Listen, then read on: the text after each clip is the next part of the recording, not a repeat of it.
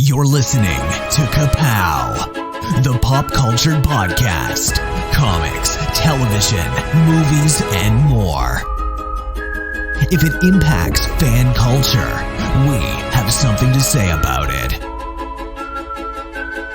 And now, your hosts, Michael, Jordan, Cliff, and Seth. 4, 3, 2, 1. Hi, this is illustrious Michael K. East, back again. Hey, my name is Jordan Lowe. Cliff Barnes. I'm Seth. What episode is this? Where are we? Hey, I tell you what, we are getting dangerously close to 300 episodes. We are closing in on the big 300. I made a note to myself the other day, and I forgot to bring that notebook home about like, hey, are we planning something special? What's the deal here, guys? It crept up on us pretty quickly this time. I've been working on it. Okay, good. Wow. That sounds mischief. Oh, there's one. Yep. We definitely, if we haven't been working on something like that, we've definitely been working on watching a bunch of TV. What in the good Lord is going on? Nothing. Them just some fellas I play car pranks with. The worst thing about prison was the Dementors. Nobody exists on purpose. Nobody belongs anywhere. Everybody's gonna die. There are no strings on me. So if you want to make more money and keep the money that you make, better call Saul. He looks like a panda and a Disney princess had a baby. Somebody royally forked up.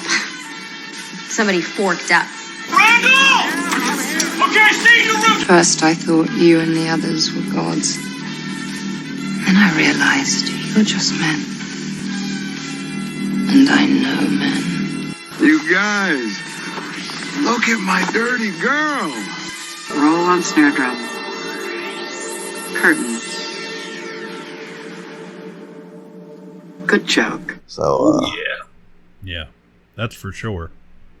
And you think with the Olympics going on, things would kind of slow down. There wouldn't be as much to watch. But it seems like it's just busy as ever. yeah, there's so much on. Like, I can't keep up with everything, but I am definitely, a lot of time is eaten up with I'm very invested in Big Brother. That's the word I would use. Like, I'm entrenched. Yeah, I watch it's almost an afterthought to watch the episodes, but I had that thought when I was watching one of the things. I'm like, the real fans have already seen all this stuff. yeah. You're just the hours are basically just recaps if you've been watching all these live. Well, it's not totally true, because what you don't get is the competitions.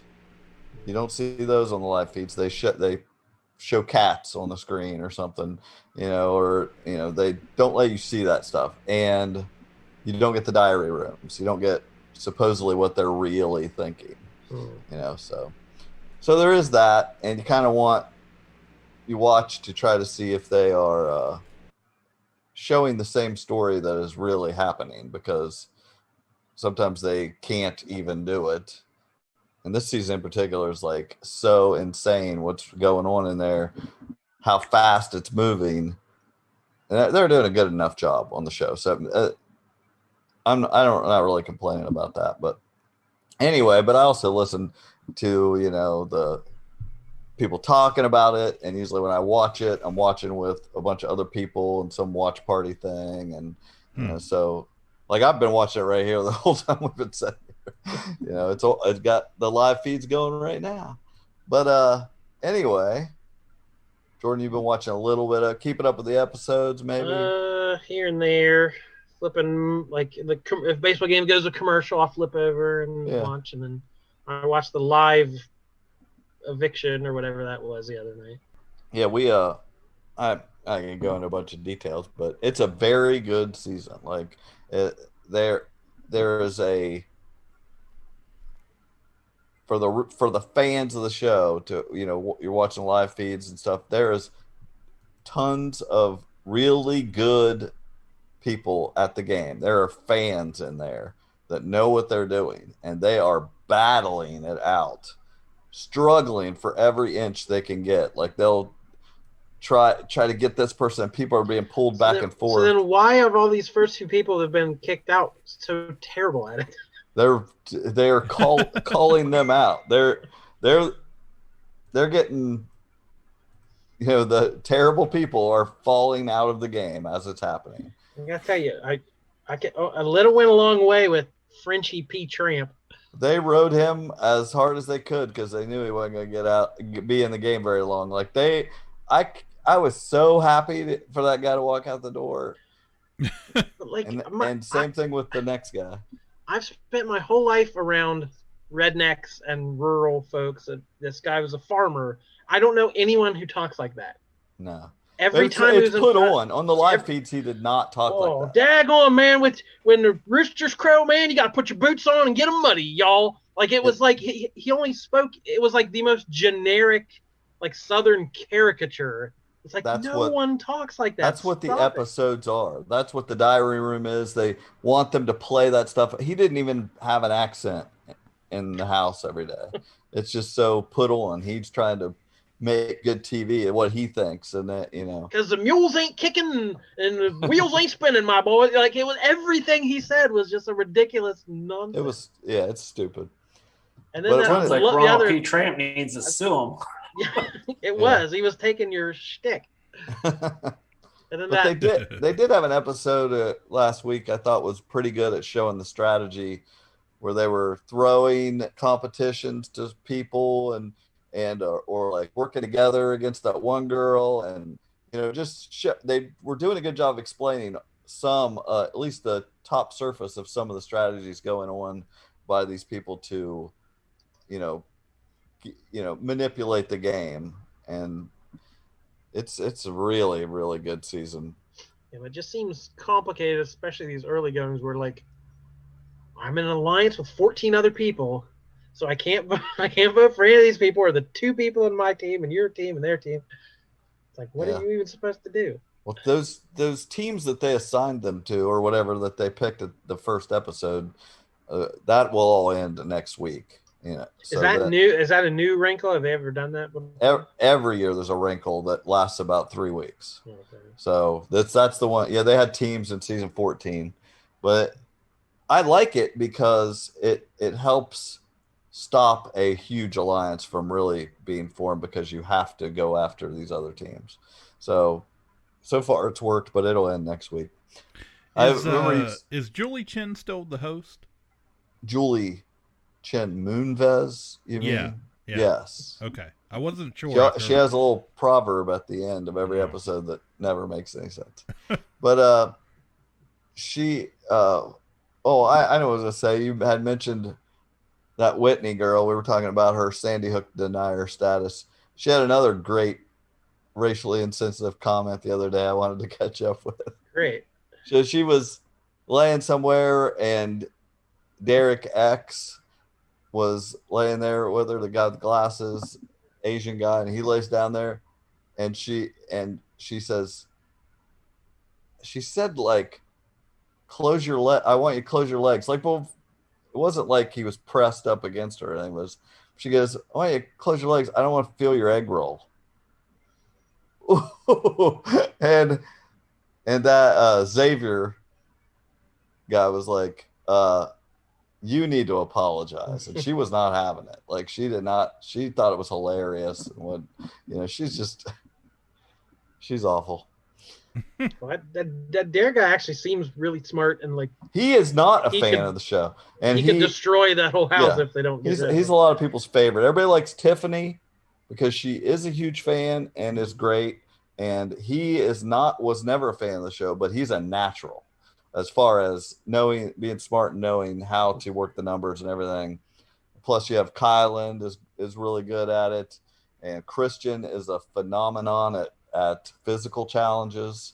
Like, honestly, don't expect him to last very long because he's just there. Will want him out.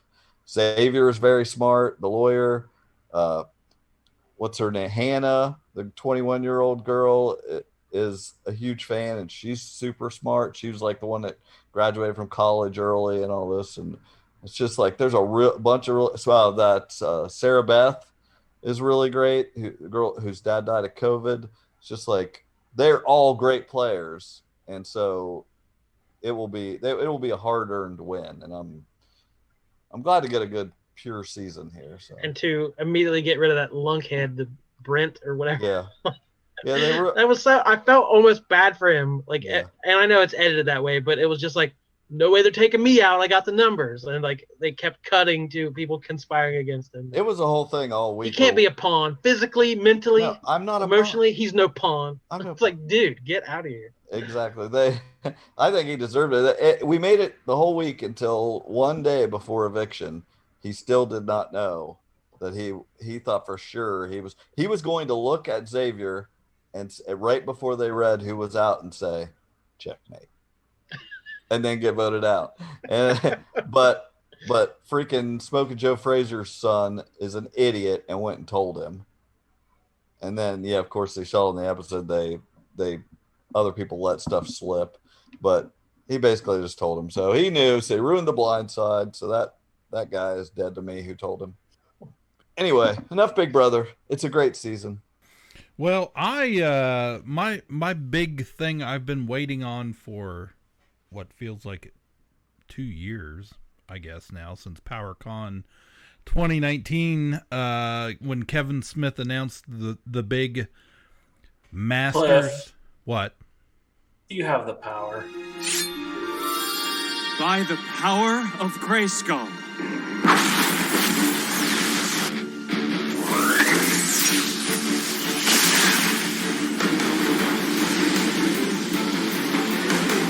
I have the power!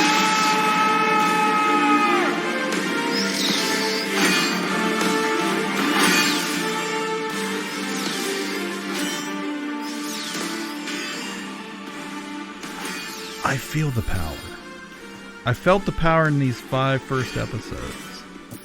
Masters. When's the other half supposed to come out? Or I don't know yet. Yeah, we're talking about Masters of the Universe Revelation. Came out on Netflix.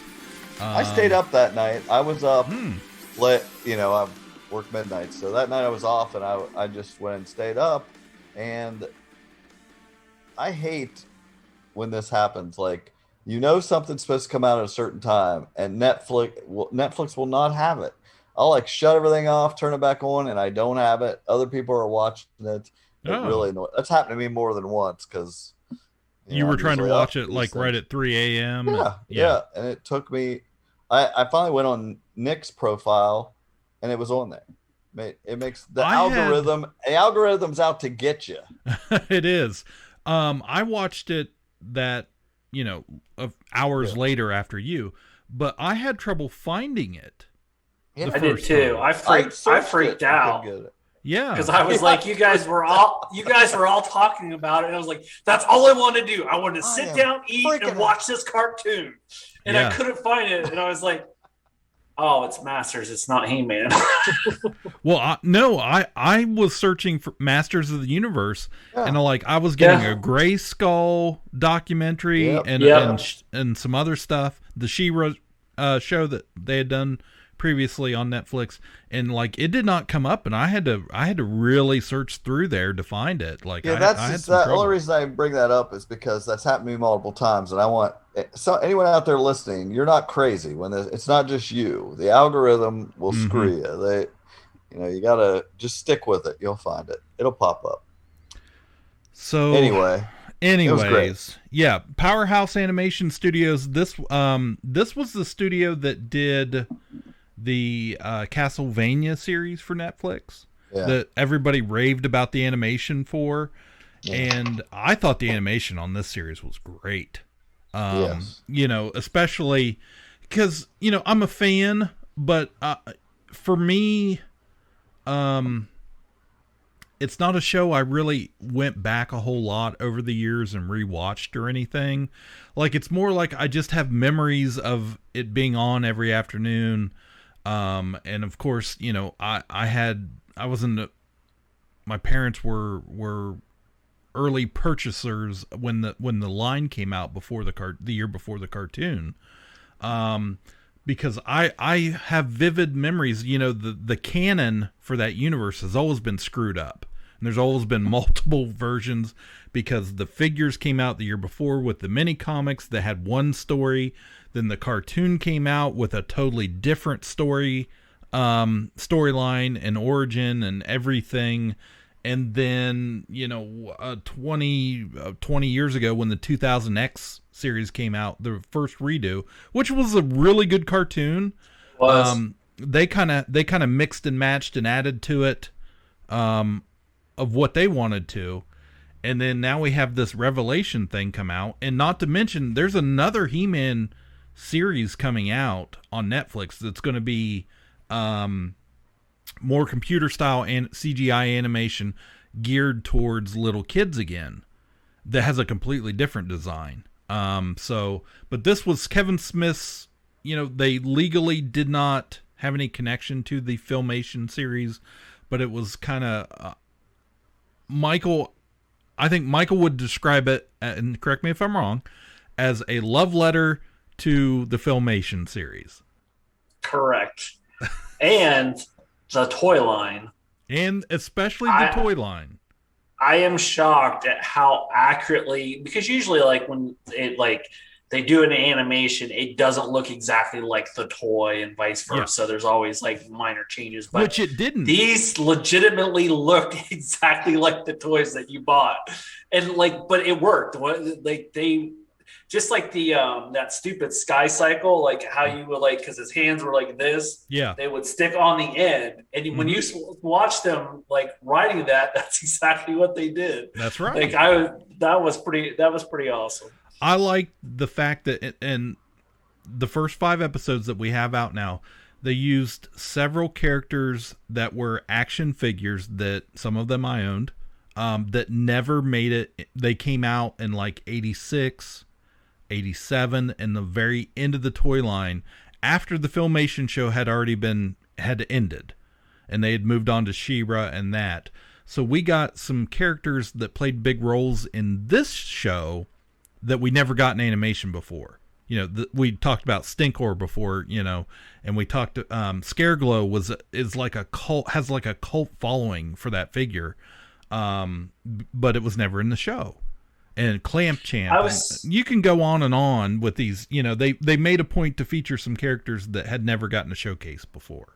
Yeah, I was surprised though that one He-Man co-star wasn't in there, which I'm forgetting his name. Well, there were several. Was it Ram Man or Ram Man was not in this? At least not yet. Yet. That was the one that I was surprised that didn't show up. Yeah, we got no Zodak, no Buzz Off, no Mechaneck. But Zodak, you kind of when we went to Pre-Eternia, the one whoever that one guy was in the background, he had the Zodiac crest. So that is a character that came about. We've never really talked about this. So is this the Wonder Bread He-Man? Yes, that is the inspiration for this character. It turns out there never was a Wonder Bread He-Man. There was a mail away figure you could get that was.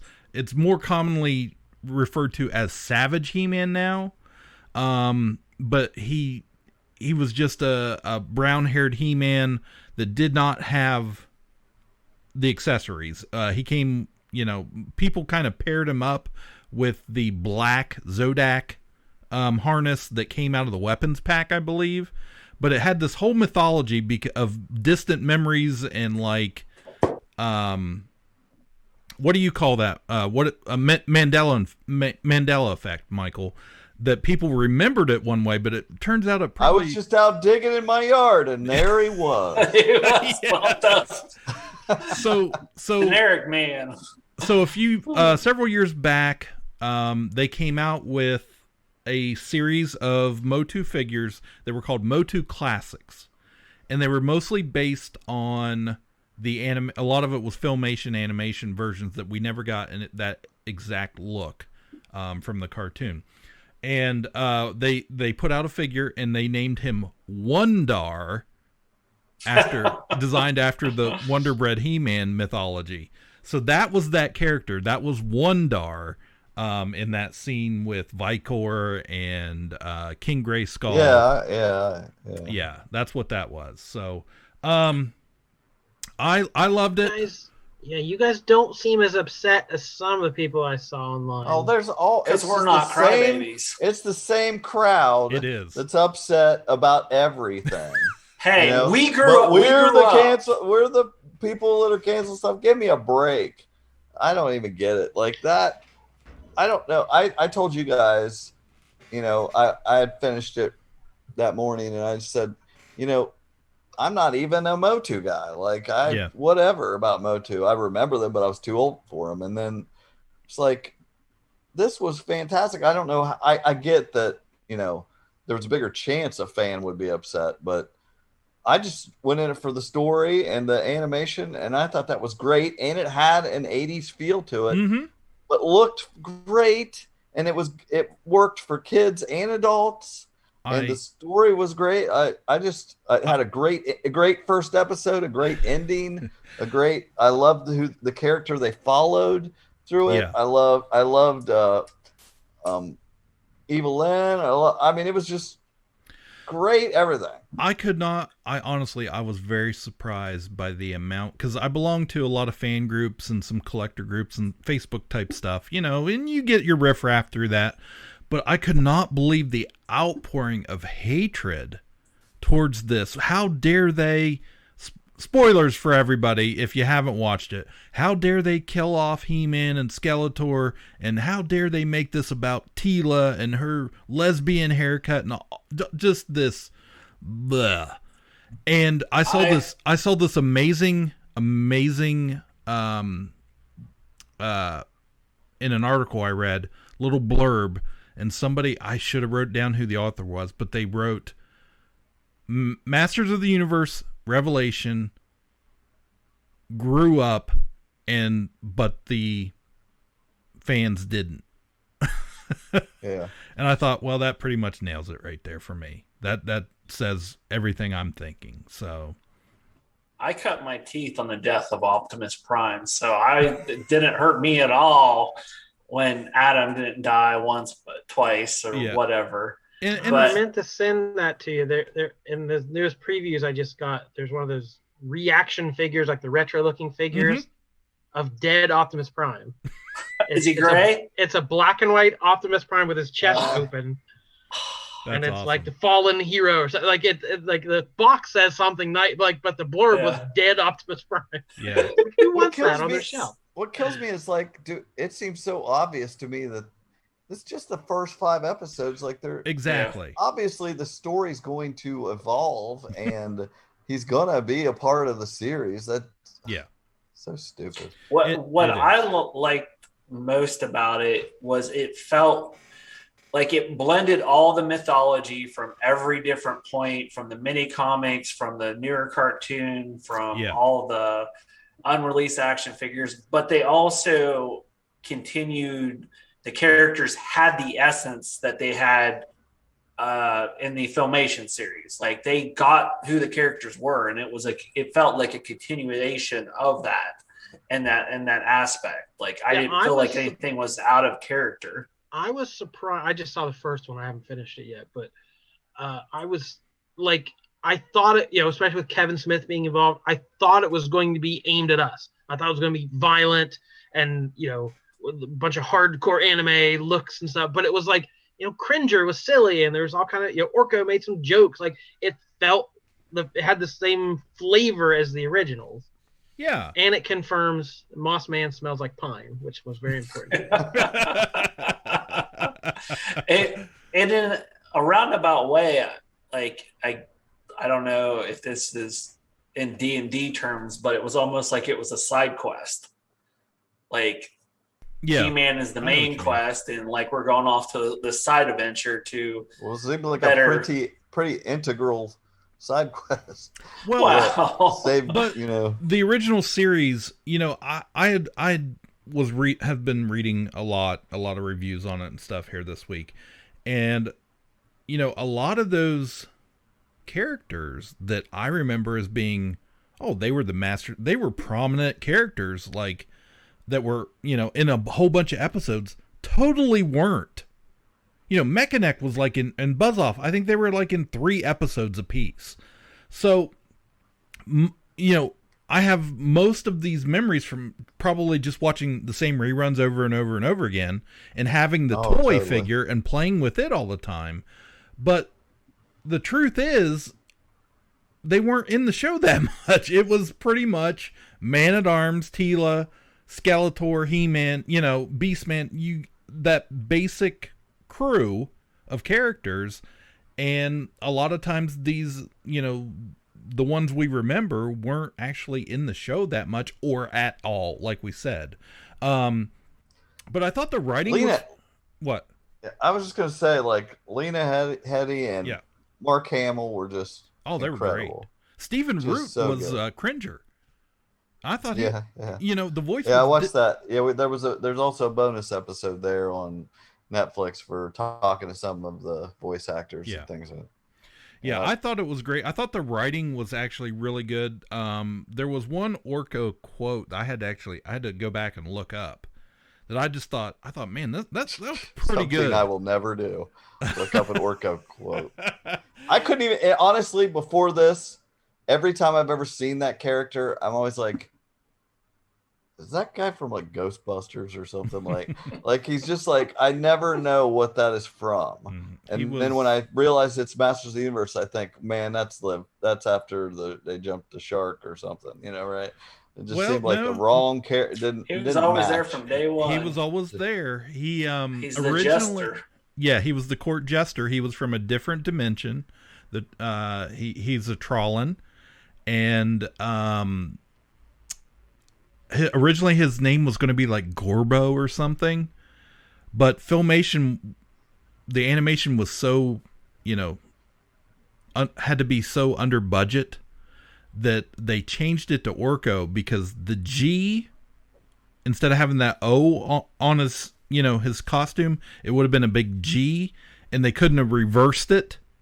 And they would have had to do way more animation cells, so they changed it to Orko, so it would just be an O that would work no matter which way you turn the cell, and they could reuse. I have more respect for that. And that's what fans cling to so hard. Like a show that people making it didn't give a crap about, right? Has defined people's lives, so where they will just. It was just about selling toys. That's all it was. That was the whole point. But I'm going to read this quote from Orko in the show real quick because I thought it was good writing. At one point, voice. I'm not doing the voice. Okay, well, do it like read it like George Lucas.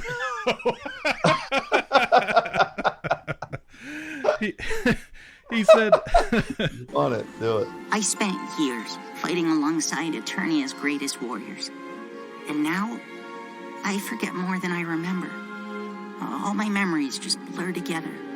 So he said, if you're going to lead the life of an adventurer, you might want to keep a journal. Write down everything you do, even the silly stuff that you think is forgettable, because when the adventures are over, that's all you're left with. Good friends and happy memories. And that just wrapped up like my whole little kid He-Man experience. Like that did such a good job of describing the whole thing, the whole universe for me. And my experience with it was, like I said, I didn't remember every detail. I just remembered how much fun I had with those toys and Grayskull and Snake Mountain. And when I was a little kid, I used to go to my grandmother's every day. And my mom had a little Honda scooter she rode around town, and we would load up. Remember that? We would load up all these He-Man figures and Castle Grayskull and like bungee cord it down to the back of that thing, and off to Granny's house I went every single day. Two things that I have to say about this show is, one, I love the animation for Teela because they made her like an athlete's body. Like it wasn't like a dainty feminine figure. Like she actually had muscles on her. And, you know, she was a man-at-arms. Yeah, she was a man-at-arms. Welcome to the gun show. Yeah. And two, you would only catch us if you watched the whole thing, but there's a device that they pull out when they're in pre-Eternia that Prince Adam and Tila ride on. And does anyone catch what those are? You talking about the silver discs? Yeah. Yeah, I mean, I knew that had to be from the original. Go right? ahead. But... No, it's not from the original. It's from the Masters of the Universe, the movie. That is what they rode on. Yes. Oh, okay. Yes, that is right. I did not put that that is together. And that is a deep pull. Like, I don't know how many people I mean, might it have definitely caught that. felt like we're putting this in there as a shout out to something. I just didn't know. Yeah. Yeah, that's cool. That's a good call. I mean, that's the kind of stuff they executed well. It's just like, we want to get all this stuff in that people want to see. Plus, it looks great. Plus, it's a good story. And the music was great for it. Do it for G.I. Joe. Are they doing something for G.I. Joe like this? Because this is exactly what I want. I want this in G.I. Joe. They have there's been an announcement that there's a G.I. Joe new series coming out next year. I don't know who's doing it. I assume it's, Hasbro has the say in it, but I don't know who. Man, I would love this kind of feel. Absolutely. Definitely. Better not be about a Lady J. Oh God! Odin doesn't like a Lady J. Oh, it's already they've ruined it already. Cover girl better not be all it'll be butch. she, her, Jay. All right. So, anything else on Masters of the Universe Revelation? Anybody got anything else? You mean the He-Man Power Hour? Yeah. Whatever you want to call it, baby. I hope they bring She-Ra in at some point. That would be. I will say I did like how King Randor still came off very aloof. Yeah. Like, yeah, that was great. Clueless. It's awesome. I loved it. Yeah. Screw the fanboys. And it's so funny that, like we said, they're criticizing, Kevin Smith, like the ultimate fanboy, and they're just hating all over him for it. So, anyways, couple other cartoons, guys, I watched. Real quick, HBO Max. Watched the first episode of Jellystone, which is an updated Hanna-Barbera, and I mean like a lot of Hanna-Barbera characters. Hey, boo-boo! Yeah, Yogi Boo Boo. What was the girl bear's name? Cindy, whatever her name. Huckleberry Hound, Grape Ape. I can't believe I didn't see anything Augie about Doggy. Gosh, you name it. They're thrown in there. What's that? Snagglepuss? Yes. Only watched the first episode, but he is in that first episode. The animation style, I'm not a fan of. First few minutes, I was not into it. But by the end of the episode, I was just kind of like, yeah, okay, all right. It took me a minute, but it's a little different flavor from the 60s to 80s stuff we grew up with.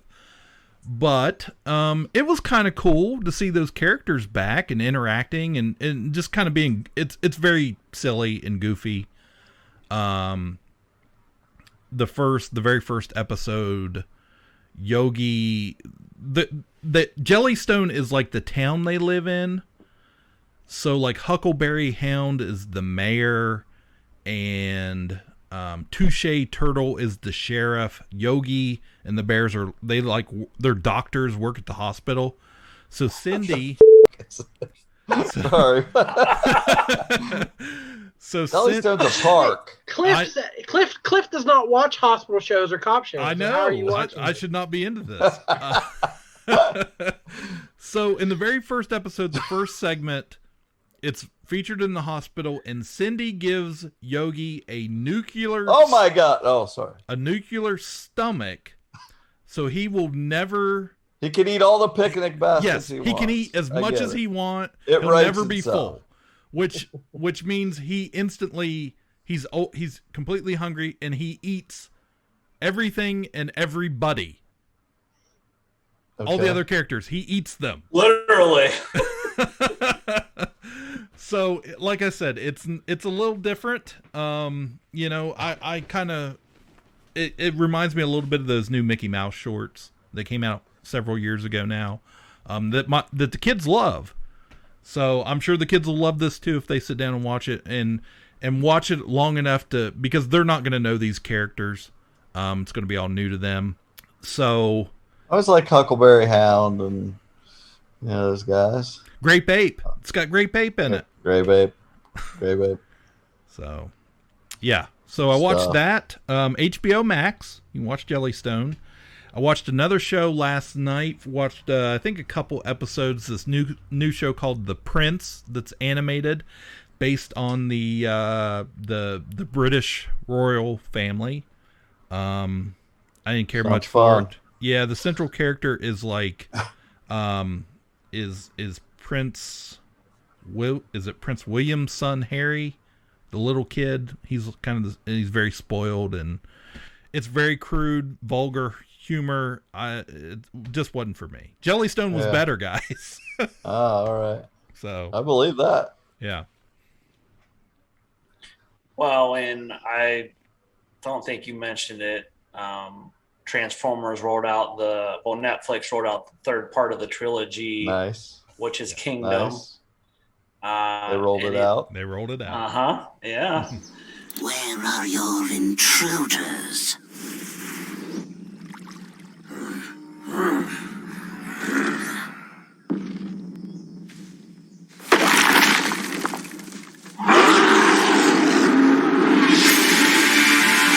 Failure is quite impossible. This golden disc has given me untold advantage. The things I could accomplish now. Possibilities. What in all of Primus? They're like us.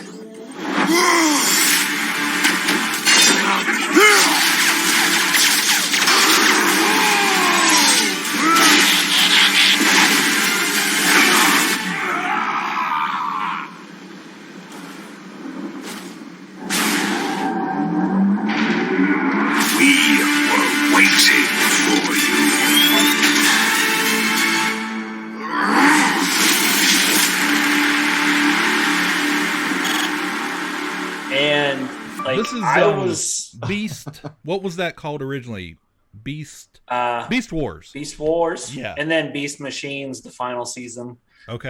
Which has its own complete cult following, just like us G1ers. Because there's a lot of upset, speaking of fandom, of we get introduced to the Maximals and the Predacons. Mm-hmm.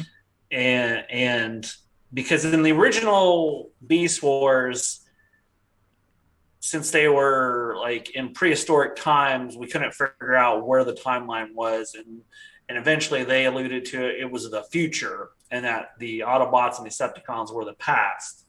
So in the very first episode, this takes up, it's where the Ark has crashed into the volcano side of the mountain. Right. Just like where, G1 takes off. But we find out, we're introduced again to the Maximals and Predacons, and the Autobots and the Decepticons have traveled to the future. And the big reveal is we find out that Optimus, when he got rid of the Allspark from the first part, it was never found. And then they're in that timeline of basically Optimus screwed everyone. And they're trying to figure out what their next. Well, I've only watched the first episode, but it was pretty good. It was neat. So we have regular Optimus Prime, right? Yep. And then we have Optimus Primal. Primal, yeah. And they're both Optimus in this Primal. as separate characters. Yes, Okay. they're Optimus Primal is the evolution of Optimus Prime, and Megatron is the evolution of Megatron. Don't ask me why. There's no change there. Well, he was Megatron, then he was Galvatron, and then he goes Megatron. Oh, well, and Galvatron plays into this too, somewhere along the lines, and we get a little Unicron even. So wow. it's hitting all the bases. Mm-hmm. but the fan outcry is the voices don't match up with the characters, which I had kind of said with the first part of it. I was a little thrown off, and a lot of the Beast War fans, like the voices aren't coming close to the original ones. But I mean, so far it seems good. I'll watch it, I'm sure. Uh-oh. Who are we getting here? Oh, there it is. Yeah, baby.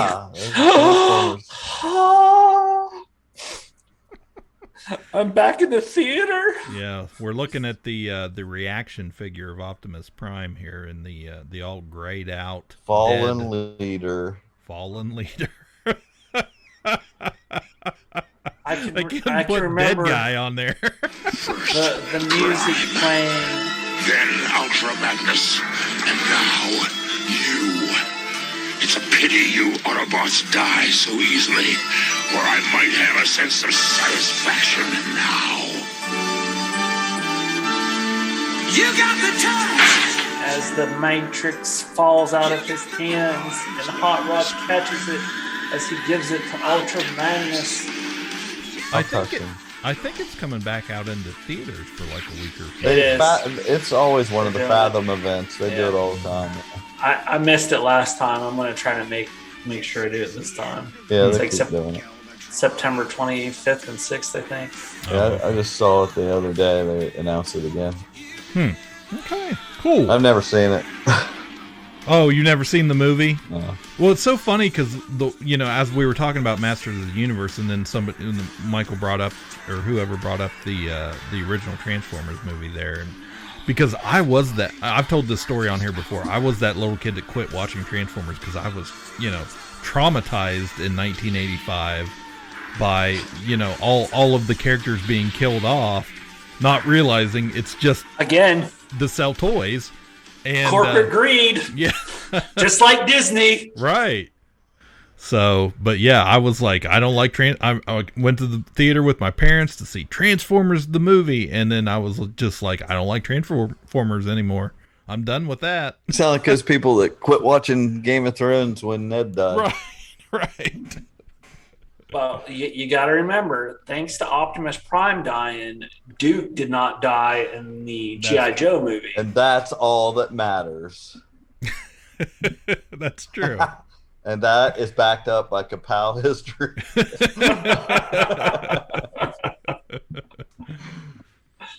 All right. So what else we got there? Wow. Michael, what do you got? I watched something. Let's see here. Michael, I sent out the bat signal earlier, and I just said corn pudding, and I knew if anybody knew what I was talking about, they'd answer. If anybody answered the signal, and he appeared on the rooftop next to me. Schmigadoon. Corn pudding. Schmigadoon. Apple. Cliff. Apple Why Plus. aren't you watching this? I just Why haven't is gotten it not to your favorite show yet? I just haven't gotten to it yet. I'm still trying to slog through that physical show. Oh yeah, I do not like it. Yeah, I haven't watched the last couple episodes at least. But then they also dropped Ted Lasso, so I watched the first episode. I was of that. getting to that. Yeah, they had. There's 2 episodes of that now. I watched them and I was like, I'm gonna catch up on this Schmigadoon. Yeah, and it's Cecily Strong and Keegan-Michael Key. Is that his name? Yeah. This is the perfect venue for him. He's just perfect for it because basically what it is, they are a couple that is just going through the slump or whatever, and are they supposed to be together or not? And they end up going on some retreat basically in the first episode and get sidetracked in the forest to some magical land. Mm-hmm.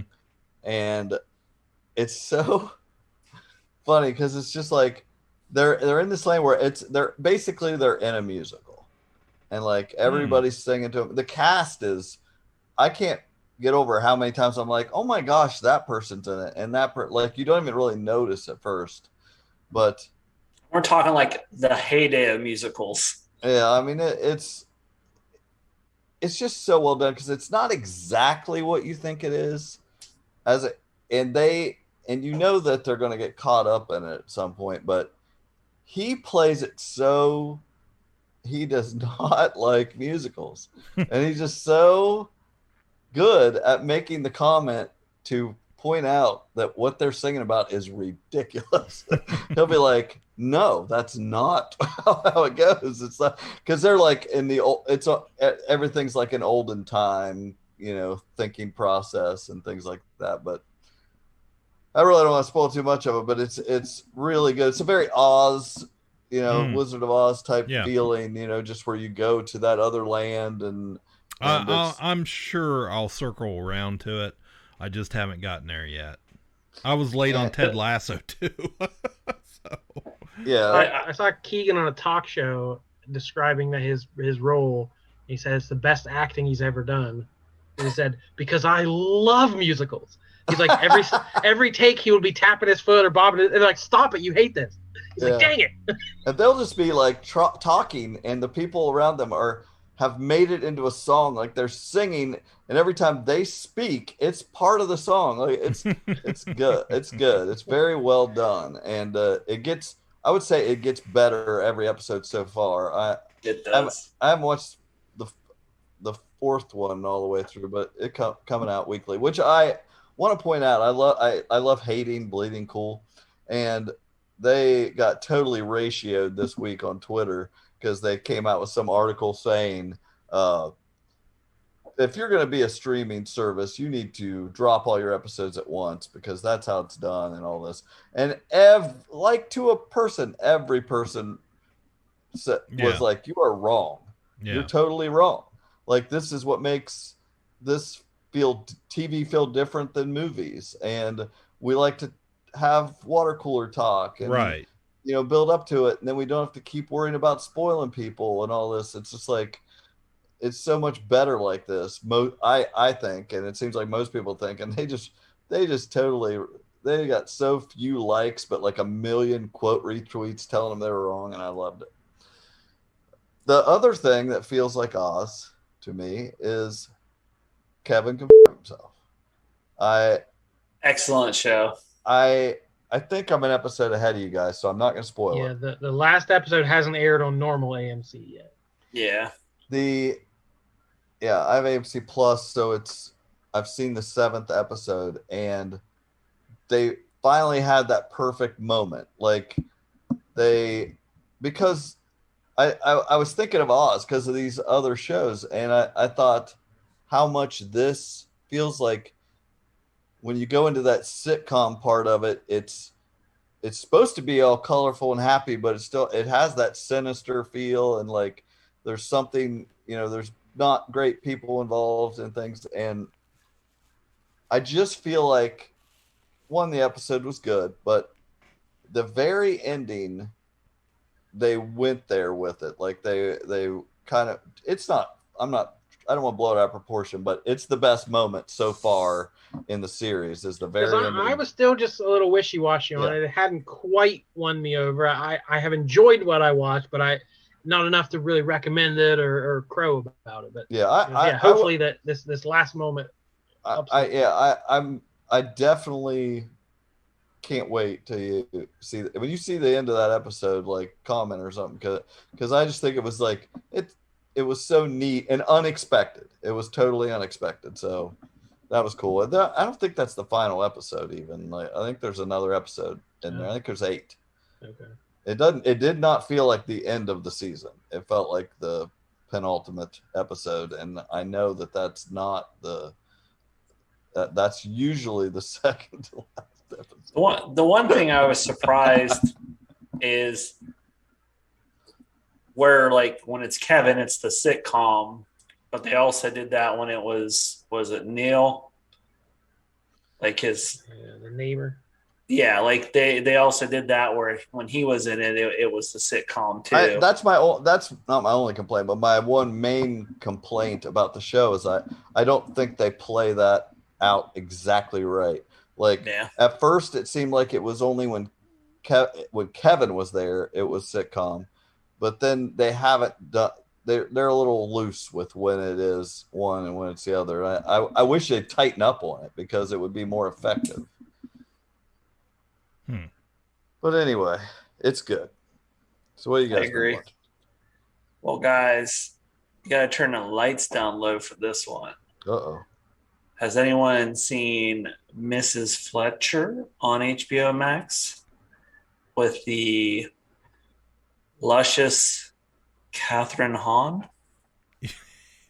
Is there a new season out? Wait a minute. Have you guys talked about this before? What are we talking Am about? I? Have you guys? Is this an old show? Yeah, This was before Kathryn Hahn got super famous. Probably. Yeah. And I am just finding this. Yeah, you're just finding this. It's a great This is show. like years ago. Yeah. Michael, you've already ruined Superman and Lois for me. Because every time Lana comes on the screen, I think about how sultry she is. You called her sultry. And I was like, how descriptive. So now every time I see Kathryn Hahn, I'm going to think, is she very luscious?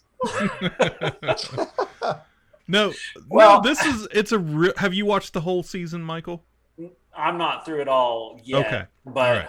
I just was kind of vegging out the other day and I didn't feel good. And I just saw that and I was like, it looks all right. And then I was like watching, I was like, okay, this is very sexual. This is not what I thought this show was. Yeah. And I was like, oh, this is interesting. Yeah, Seth and I know we both Then watched you turned this. down the lights. Yeah, he got but yeah, we talked very briefly, I think, about this show. We both really liked it. Yeah, we both really liked it. She was excellent in it. It's got a good cast, for some unknowns in there. And I forget how many episodes it is, but I think it wasn't very long. No, it wasn't very long. I think it came out. This must have been is this a 2019 show, maybe? At the latest. I mean, it was 2018, maybe. I don't know. But yeah, you're right though. I mean, it's very good. And I would, if anybody hasn't seen it, and I would tell you, definitely watch it till the end. I think it is coming back for season 2. I think it's just been slowed because of the pandemic and stuff. And of course she had WandaVision. She's in a million things anyways, but Kathryn, she plays a mom of a kid that's getting ready to go to college. She works at a nursing home, assisted living type care place, and has, there's a lot of stress and a lot to deal with that, and watching people. I like the story structure of it, of how basically, as your kids are growing, they're your world, they're your life, and then it's kind of like when they're no longer around. Right. Who are you? You have to go find yourself, go find a life again. And that's pretty much what it is. It's her, reaching out, trying to find new people, new friends. She's divorced, I think. And she found some. Yeah, she found some. So, keep watching it. Definitely. But yeah, it's older than you think it is. Let's put it that way. Okay. All right. We can turn the lights back up. All right. Oh my God! Put your pants on. Speaking, Michael, of things that have been out for a little while, I've been waiting to talk. Just hear what you thought about Workin Moms season 5. Oh, I binge watched that when it came out. Yeah, me too. It was really good. I'm trying to remember. It was really good. Yeah. So this is when the best friend character. She has to move her family to a different city, and she hates it. Yeah, she hates it, and they kind of focus in on her. She gets involved with the group of moms who, they're just they have a lot to be desired. They're just stay-at-home moms that get drunk and high every day because there's nothing else for them to do, and how horrible people they are. And I was actually surprised of how it ended on such a good note for the most part. Yeah.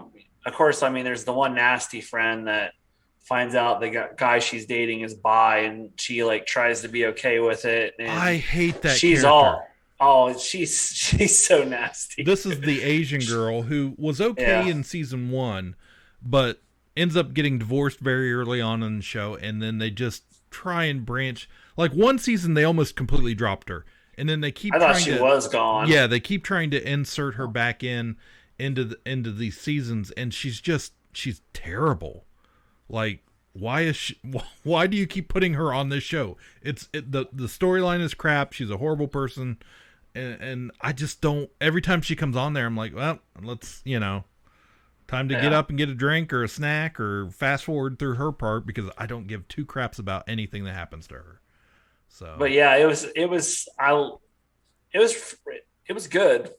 Like, I'm trying to think the characters' names. Like, I like the main character. She kind of rose with her like graphic design, marketing business, and Ivan Reitman's daughter. Is it Kathryn Reitman? Does that sound right? Anyways, but she's the creator of the show. She I think she's more. I mean, she's still the star, but she has less storyline as the years go on. Yeah. So obviously she's involved with some other projects, but yeah, they're still very well done and entertaining, and yeah, it's still funny. So, and it kind of another show that's kind of like in that same vein.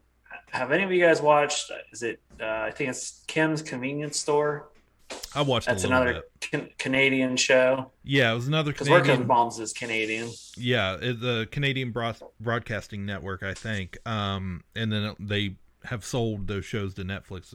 They've already aired in Canada before we see them. But yeah, and I saw a lot of backlash on Kim's Convenience when it got canceled. People were like, the main star that's in Shang-Chi, like he flipped out basically. Yeah, and he plays an X-wing pilot in The Mandalorian. The older guy. The older guy. Yeah, the father. Yeah. Yeah. So, but yeah, that's a good show too. I've watched a little bit of that. So it's good. Yeah. Last thing, I think most of us watched, maybe all of us. I'm going to bring up. We were talking very briefly earlier about HBO Max has a new documentary out called Woodstock '99. How you guys doing today? Welcome to Woodstock. There is a sixth sense that you develop when you spend your life going to venues. Woodstock, baby. I can tell you 100 feet away what the energy in that venue is going to be like. It was not your parents' Woodstock. We got off the bus and I was like, something's not right. It was like 1,000 degrees. I think we should leave. It's so hot here. Water was $4 a bottle, which is a ridiculous cost. The porta potties, unusable. You had kids rolling around in what they thought was mud. In an environment where exploiting women, you could get away with it. You could feel something bubbling. In pop culture, there's this dark energy coming from young white males that entertainment is perpetuating. You have a crowd who are excited, inebriated, and you give them a band to help them release that energy. What do you think is going to happen? Just all hell on earth. I was confused what this was. It's the first film to debut as part of Music Box, a collection of documentary films created by Bill Simmons, who did the Andre the Giant thing. So it comes up on your app as a series. This says episode 1, but it's a series of documentaries. So this is just the first one. That makes sense. So yeah, this first one, Woodstock '99, Peace, Love, and Rage is what it's called. Yeah, we're all of the age that we have some memory of when this went down. The news stories, watching it, parts of it on MTV, and I loved it. It was so, I was just like, of course, there's nostalgia for it for me, but just so interested in what really went on, and hearing that that first person account from a bunch of people and a bunch of different sides, because I mean, hey, these promoters were like, they're going to get, to their dying day, they're going to hold on to their narrative that it was everybody else's fault. So that one promoter is like, is he going to watch this and see how he comes across? Because he came across bad. Somebody should make him sit down and watch it. Yeah.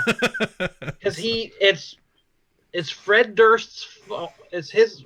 Right. Yeah. It's what's his Limp Bizkit's fault because they sang a song about breaking stuff. It's the women's fault for not wearing enough clothes. What do they expect? They're going to get assaulted. And then it was MTV's fault because they reported it bad. Right. They didn't say all the nice things we did and all the fires that weren't set. It's like this guy was just on the wrong side of every argument trying to save his reputation and the view of it, but there's no saving it. It was a disaster. I was happy seeing where I think it was the lead singer of the Offspring was like, "Hey guys, don't grope women."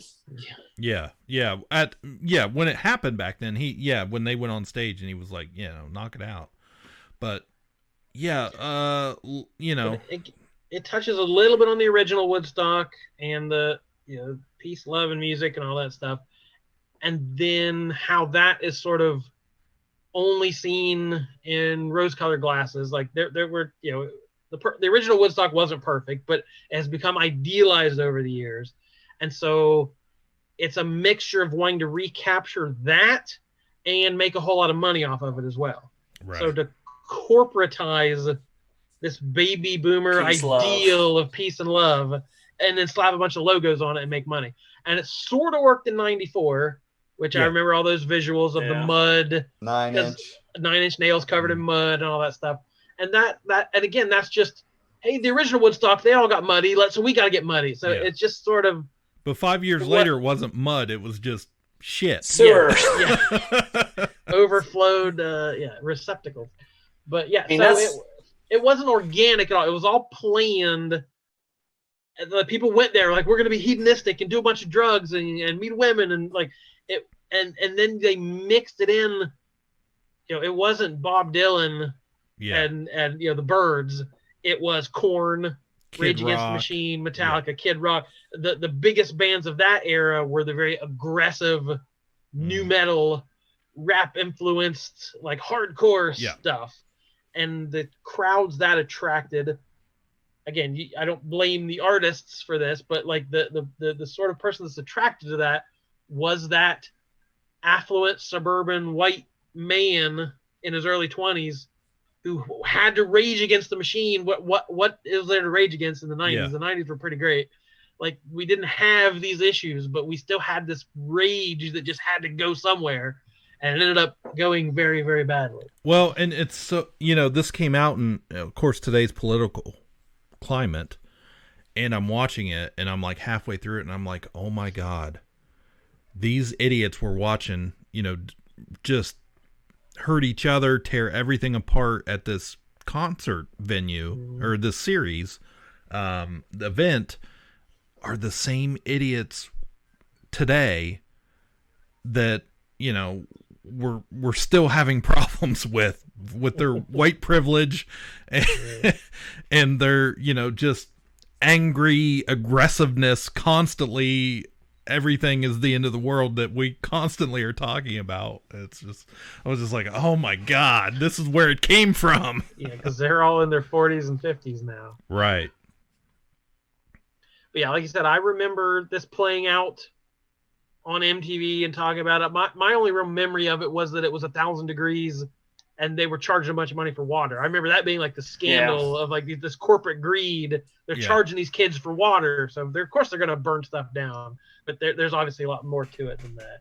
Right. Yeah. I remember watching on MTV because at once upon a time I did watch a lot of MTV. I think we all did, but I can remember the news anchors or whatever there that were on the ground, were having aggressiveness, Carson Daly getting stuff thrown at him. And I mean, I can remember that. Well, they even showed a clip of Kurt Loder on the air, and he's like, yeah, it's really bad.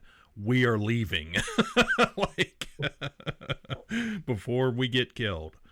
So, but yeah, just. But I mean, but MTV is not innocent in that. As like they market it as, come on down and get crazy, everybody. It's it's Woodstock '99. So they helped market it into what it became. But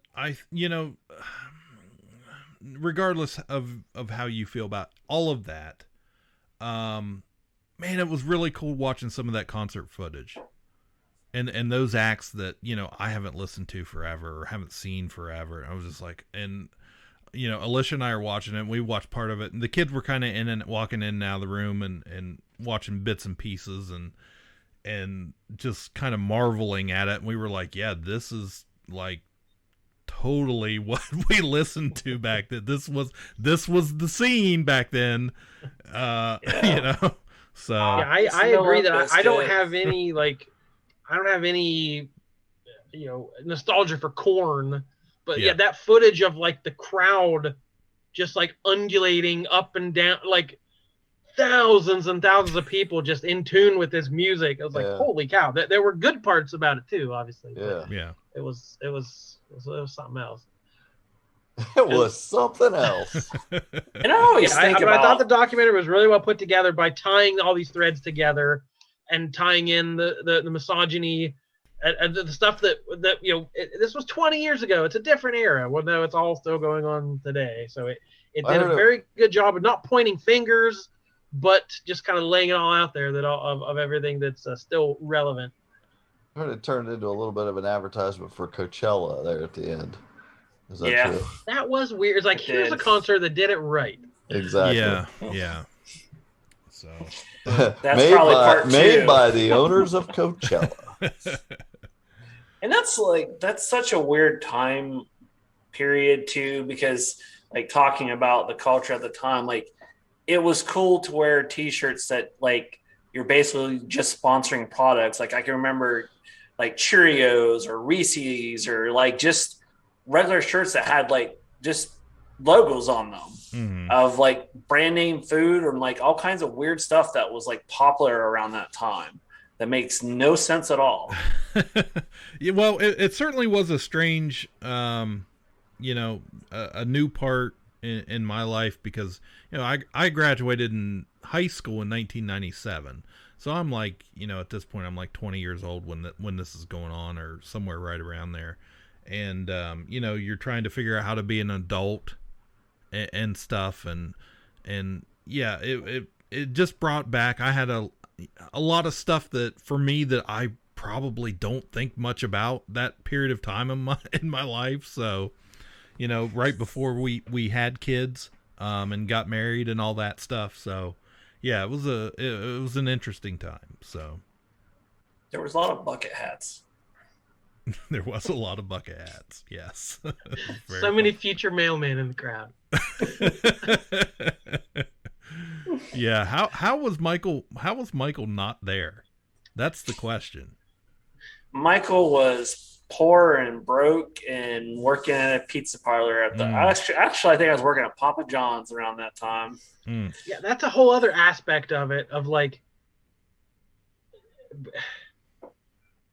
you had to spend a ton of money to go to. It was about like, we're angry youth and we're going to spend thousands of dollars to show you how angry we are. Like, rock the system, man. Here's my credit card. It's a weird, it's a very strange mix of corporate and anarchy. So that's that's kind of all I brought to the table for this. That's pretty much everything I've been watching, guys. The one thing I would say was I got Paramount Plus for this Big Brother stuff, and they had Quiet Place 2 on there. It was pretty good. Yeah, Cooper saw that, and he was telling me how great it was when like the next day after he'd seen it in the theater, and I assume that's where he saw it. So I don't even know, but yeah, he was like, "Oh, this is the best." First one's better, but it was a suitable sequel. It was good. It was good enough. Sure thing. That's how we like it. Other than that, it was pretty much exactly what you think it would be. But it was good. Of course, Beastmaster. Yeah, you guys watch Beastmaster. How many of you went and watched Beastmaster this week? I did not. I'm still scared from watching it as a kid. And I have to say, for someone who said Goonies doesn't hold up as an 80s movie. Yeah. I don't think Beastmaster. I'm sure Beastmaster doesn't either. Yeah, trying to connect the dots on that plot line is nearly impossible. And I gotta admit, the end was pretty good. Like the action and stuff, like the big final thing with the moat, trying to catch the moat on fire, like that. The ending scenes were pretty strong as far as like a fantasy action movie, but the first 9/10 of it were not great. When they light that moat on fire, like there was a massive explosion. Like it had a wide shot, and I was like, "Holy crap!" But yeah, hair's got changed. I learned that the panther was actually a tiger. They dyed black. Yeah, it looked like a painted tiger. Mm-hmm. That's why. And I also wondered how good these animal wranglers were to let this tiger just run around on set with all these extras and stuff. Like, yeah, I wouldn't be anywhere near that set. Some people got mauled. I'm sure. You wouldn't catch me anywhere near that set. You couldn't pay me to be Beastmaster. Yeah, I still love it, but they needed a better editor on that movie because some of the shots are they're absolutely ridiculous, and the cuts are terrible, the transitions. And who thinks like squealing birds are cool? Like noises that birds make are not like heroic or exciting, but like to have him going and like close-ups of these birds just squalling. It's like this is not scared me. Yeah, it's bad. It's real bad. And I'm not even a trained professional bird squawker. I had right. It was pretty good. I thought there was a bird over at Jordan's house. I had completely forgotten how long since I've watched it about the what are the guys, the Mothmen or whatever they are, the faceless winged men. Like I was just like, I completely forgot about that, and I was like, oh yeah, I remember that scared me as a kid. So when you catch be caught by one of those in the night, let me tell you, it'd just be a pile of gooey bones. I'm more scared of the guys in the leather jockstraps who just with the green eyes. I loved it. Oh, Beastmaster, man. Yeah, you missed our Beastmaster talk just a few episodes ago during the One Job. Richard Donner One Job. Or Richard Donner. Somehow we got them to talk about Beastmaster. Yeah. Yeah, Richard Donner had nothing to do with it. So, yeah, up next, I'm going to be on the lookout for Red Sonja. I need to watch Red Sonja now. So, wow. Get them all in. I do not like Bridget Nielsen, isn't that who played her? Yeah. Yeah. I never saw that. I think his computer's probably about dead. He either fell asleep or his computer fell asleep. He went searching. As always, for the illustrious Michael K. Easton, my name is Jordan Lowe. I'm Cliff Barnes. I'm Seth. Bye. Forever. Ka-Pow, the pop culture podcast, is intended for entertainment and information purposes only. Sounds, music, and clips played during the podcast are property of copyright holders. All original content is property of www.udownwithkpp.com. If you enjoyed this podcast, please subscribe and leave a comment. Ka-Pow, the pop culture podcast, is available on Apple Podcasts, Google Podcasts, Podbean, Spotify, and wherever podcasts can be found.